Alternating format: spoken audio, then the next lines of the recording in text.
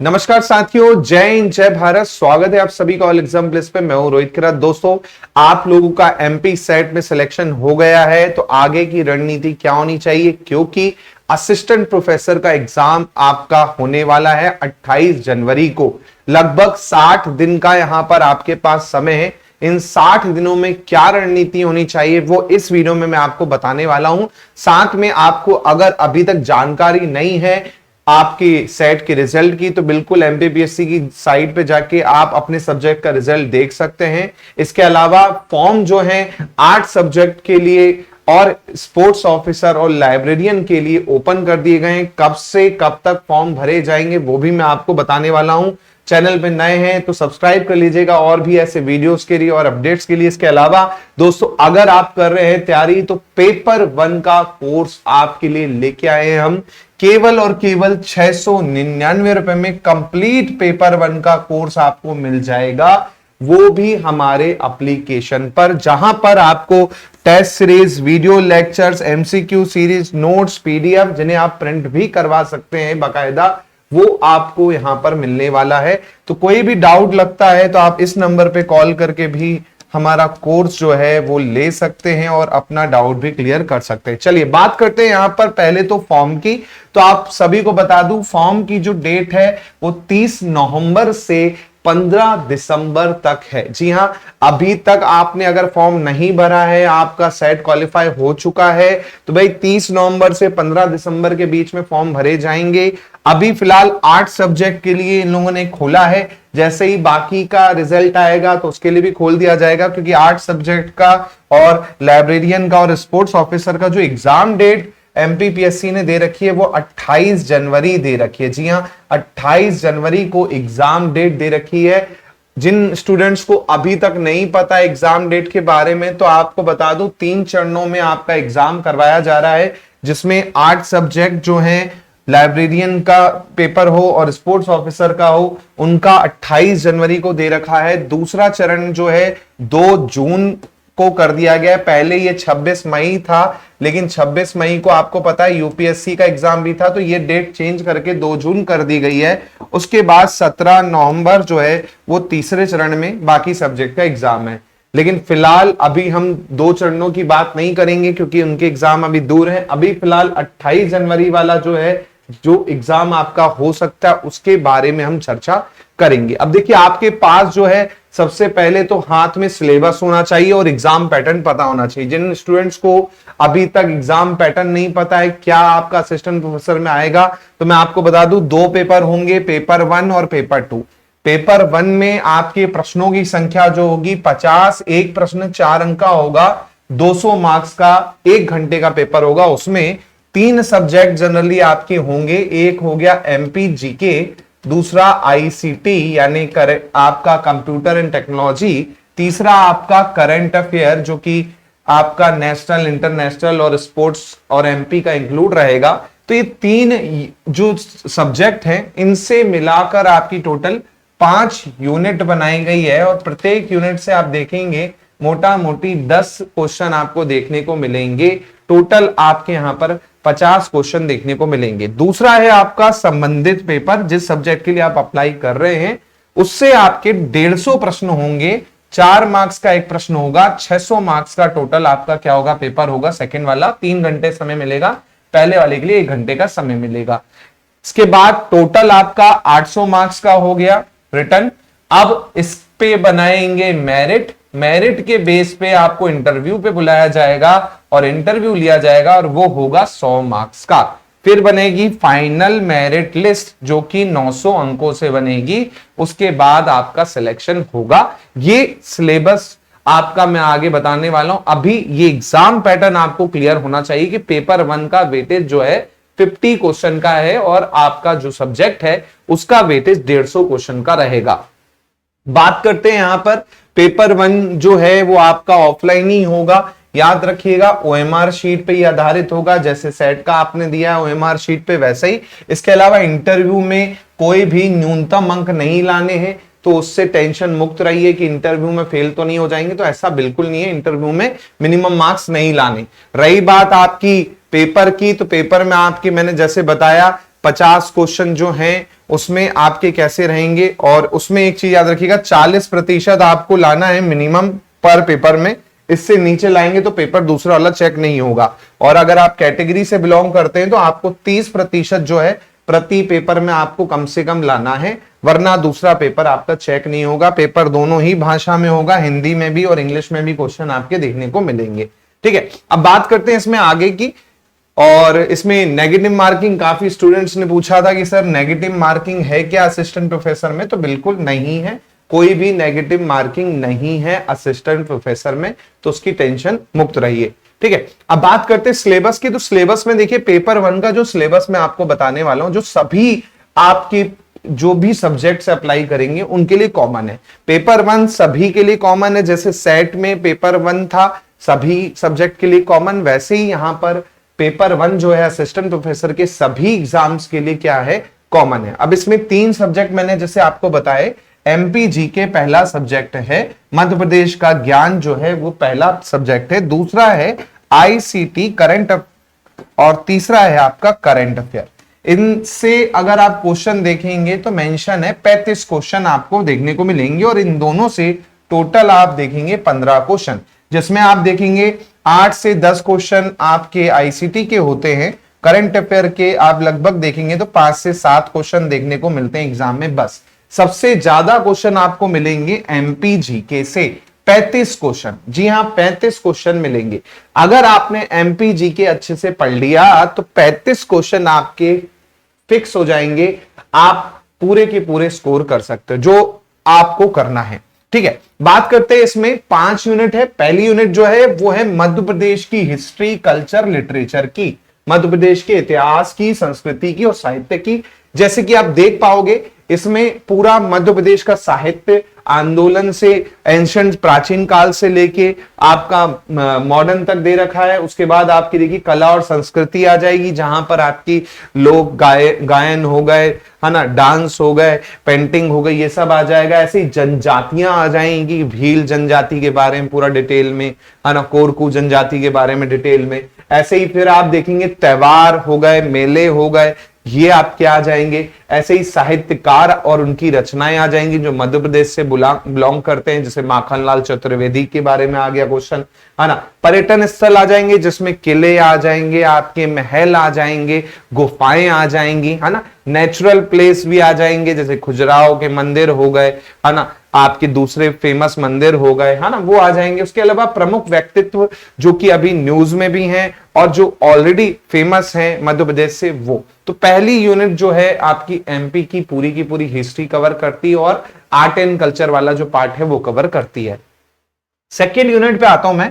Second unit है geography, cover करती है मध्य प्रदेश की। जी हाँ, मध्य प्रदेश का भूगोल कवर करती है, जिसमें वन आ गए कि भाई मध्य प्रदेश में कौन कौन से वन पाए जाते हैं, एरिया कितना है वन का। साथ में आप देखेंगे मध्य प्रदेश में पर्वत आ जाएंगे, पठार आ जाएंगे, है ना, नदियां आपकी आ जाएंगी, भाई नर्मदा नदी की लंबाई पूछ ली, है ना, आपकी केन नदी की लंबाई पूछ ली, या केन नदी कहां से निकली है पूछ लिया, उद्गम स्थल पूछ लिया, जलवायु पूछ लेगा कि मध्य प्रदेश की जलवायु कैसी है, सबसे बेस्ट जलवायु कहां पे है मध्य प्रदेश की, तो मालवा की है ना। ऐसे ही आप देखेंगे प्राकृतिक और खनिज संसाधन रिसोर्स पूछ लेगा कि भाई बालाघाट किस लिए फेमस है ना, बॉक्साइट सबसे ज्यादा कहां पर मिलता है ना, पन्ना में सबसे ज्यादा आप देखेंगे क्या मिलता है, डायमंड मिलता है ना। तो ऐसे क्वेश्चन आएंगे। फिर आ जाएगी एनर्जी की बात। तो एनर्जी में क्वेश्चन कैसे आएंगे कि इनमें से कौन सी जो है एनर्जी रिन्यूएबल एनर्जी है ना, सौर ऊर्जा का पावर प्लांट कहां पर लगा हुआ है, फेमस कौन सी जगह, सबसे बड़ा पावर प्लांट कौन सा है, सबसे बड़ा थर्मल पावर प्लांट कौन सा है मध्य प्रदेश में, इसकी लोकेशन कहां है ना। तो ऐसे क्वेश्चन आप देखेंगे। फिर आपका इरिगेशन प्रोजेक्ट और पावर प्रोजेक्ट हो गए, डैम हो गए, मध्य प्रदेश में बरगी डैम कहां पर है, बरगी परियोजना कहां पर है ना। तो इस तरह के क्वेश्चन आपको देखने को मिलेंगे, वो आपकी ज्योग्राफी में है।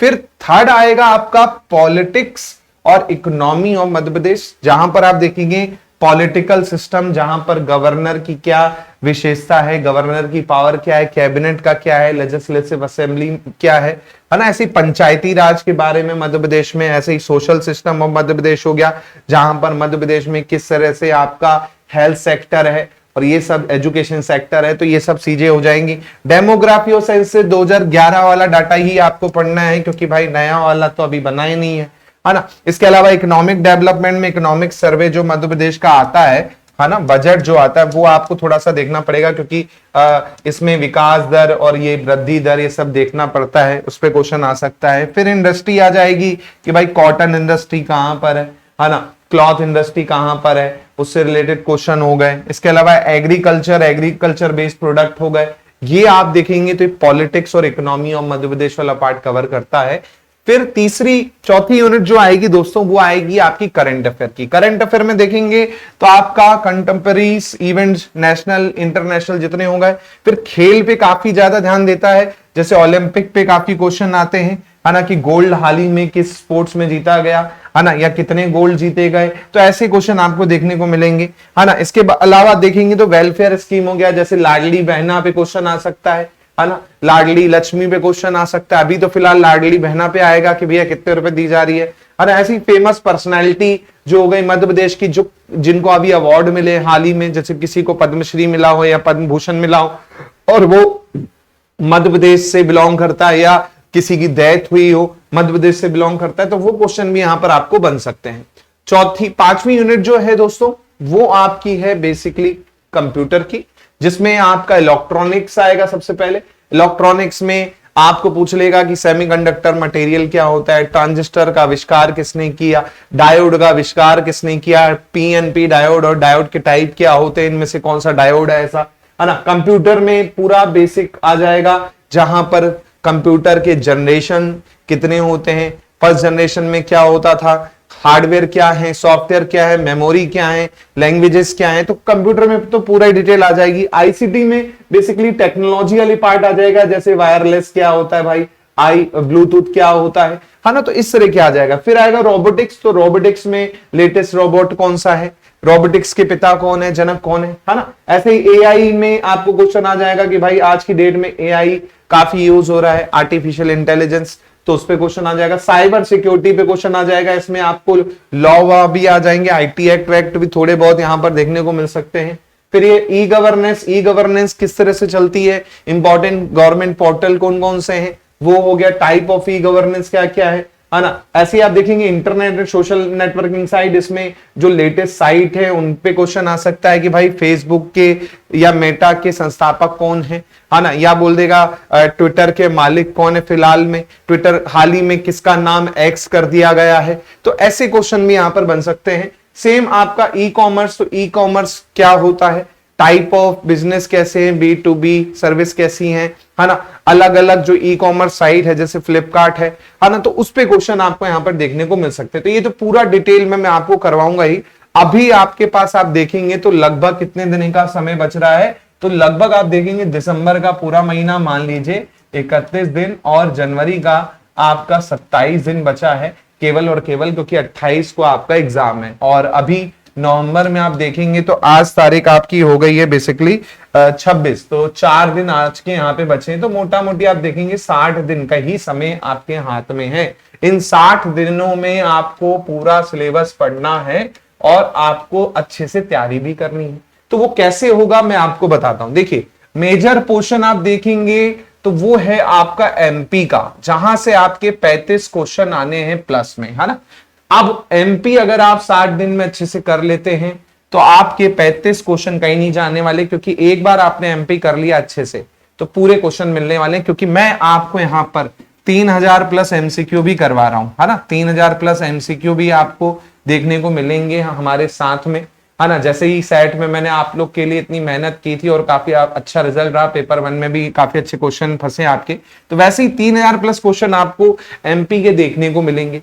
इसके बाद रही बात यहां पर आईसीटी की, तो आईसीटी में फिक्स्ड क्वेश्चन आते हैं, कुछ ऐसा लेटेस्ट अपडेट नहीं होगा। तो एक बार आपने आईसीटी पढ़ लिया और उसके फिक्स क्वेश्चन देख लिए, आपका पक्का है। करंट अफेयर की बात करें तो करंट अफेयर को अभी से ज्यादा वो मत लीजिए, एग्जाम के 1 महीने पहले भी पढ़ेंगे तो हो जाएगा। करंट अफेयर में अभी आप लास्ट 6 to 8 मंथ का करंट अफेयर देखें, बस ज्यादा मत देखें, और उसमें भी आप स्पोर्ट्स वाले पे ज्यादा फोकस करें, स्पोर्ट्स वाला। बाकी मैं पूरा का पूरा 6 से 8 महीने का पूरा समरी एक साथ दूंगा, अलग अलग कैटेगरी वाइज, ताकि आपको पढ़ने में आसानी रहे और आप उनसे क्वेश्चन डायरेक्ट निकाल पाए। तो क्वेश्चन आपको बिल्कुल अच्छे वाले मिलने वाले हैं, और डिटेल में आपको थ्योरी लेक्चर हमारे कोर्स में भी मिलने वाले हैं, है ना, जिसमें इंग्लिश मीडियम में मेरे लेक्चर आपको स्पेशल नए वाले मिलने वाले हैं और राठौर सर का तो बिल्कुल कंप्लीट हो चुका है, वो भी आप देख सकते हैं। तो एक फीस में 2 टीचर के लेक्चर आपको यहाँ पर मिलने वाले हैं हमारे कोर्स में। 60 दिन का समय है लगातार। क्लास का टाइम मैं आपको बता दूं, एमसीक्यू का जो क्लास का टाइम है वो अभी 6 बजे है और एग्जाम जैसे ही आगे आएगा, मतलब थोड़ा सा पास में आएगा, तो मैराथन क्लासेस 3-3 घंटे की भी आपकी लगेंगी, जिसमें हम 3-3 घंटे लगातार क्वेश्चंस और वो करेंगे।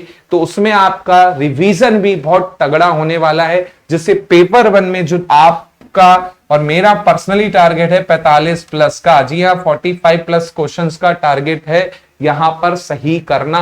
5 क्वेश्चन ऐसे होंगे जो डिलीट हो सकते हैं, मल्टीपल आंसर हो सकता है, लेकिन 45 प्लस क्वेश्चंस का टारगेट लेके चलेंगे और ये टारगेट डेफिनेटली हम क्या करेंगे, साथ मिलके पूरा करेंगे। बस आप लोग रेगुलर क्लास में बने रहिए और क्लास को देखिए, ये चीजें मैं आपको पूरा करवाने वाला हूं, है ना। तो ये चीजें आपको लेके चलनी और एक टारगेट सेट करके चलना है कि मुझे 60 दिनों में सिलेबस कंप्लीट करना है और इस तरह से मुझे एमसीक्यू लगाने हैं, क्योंकि ज्यादा से ज्यादा एमसीक्यू लगाएंगे उतने ही ज्यादा चांसेस होंगे कि आपका सिलेक्शन अच्छा हो, क्योंकि ये जो एग्जाम है ऑब्जेक्टिव एग्जाम है। यहां पर आपको ज्यादा लिखना नहीं है, यहां पर आपको एमसीक्यू ही ज्यादा फोकस करने हैं। तो आपको कोर्स में 699 रुपए में बिल्कुल वीडियो लेक्चर के साथ में टेस्ट सीरीज मिलेगी। टेस्ट सीरीज में आपको लगभग 20 प्लस एफएलटी में आपको देने वाला हूं, जिसमें आपके 50 गुणा 20 1000 ऐसे क्वेश्चन होंगे जहां से 100% क्वेश्चन आएंगे।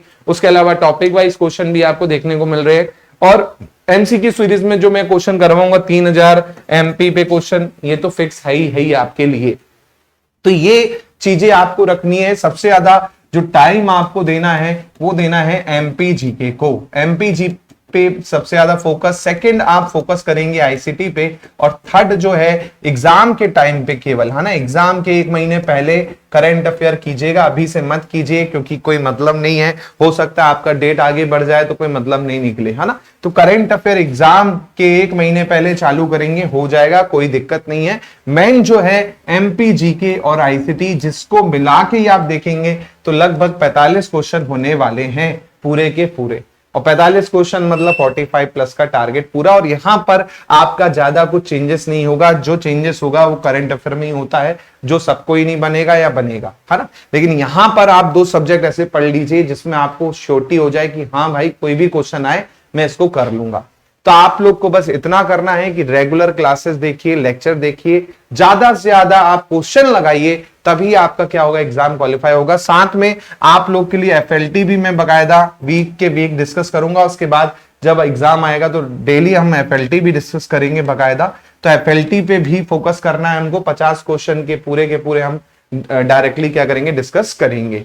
तो ये वीडियो दोस्तों इतना ही, टाइम कम है, जल्दी से लग जाइए तैयारी पे, क्योंकि 28 जनवरी को हो सकता है अब एग्जाम हो जाए, क्योंकि सेट का रिजल्ट भी आ गया है और एग्जाम की फॉर्म भी ओपन हो चुकी है। तो 28 जनवरी हो सकता है आपका एग्जाम हो जाए, डेट आगे ना बढ़े, है ना। तो आप लोग लग जाइए तैयारी में। 28 जनवरी 60 दिन का समय है, ये 60 दिन आपकी किस्मत बदल सकते हैं। एक अच्छी रिस्पेक्टेड जॉब में आप सिलेक्ट हो सकते हैं अगर आपने प्रॉपर तरीके से तैयारी की। जैसे सेट में आपने तैयारी की है वैसे ही यहां पर तैयारी करना है, रेगुलर बढ़िया क्लास देखनी है और ज्यादा से ज्यादा एमसीक्यू लगाने हैं।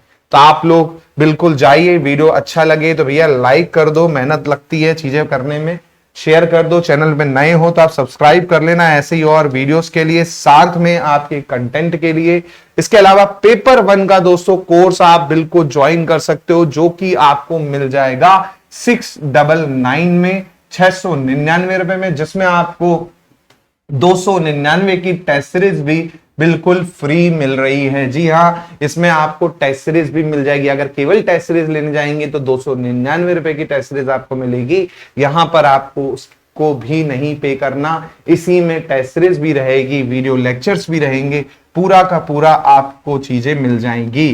तो आप लोग ज्वाइन कर सकते हैं, इस नंबर पे कॉल कर लीजिए अभी और ज्वाइन कर लीजिए इस धमाकेदार सिलेक्शन बैच को, जहां से आपका होने वाला है असिस्टेंट प्रोफेसर में सिलेक्शन।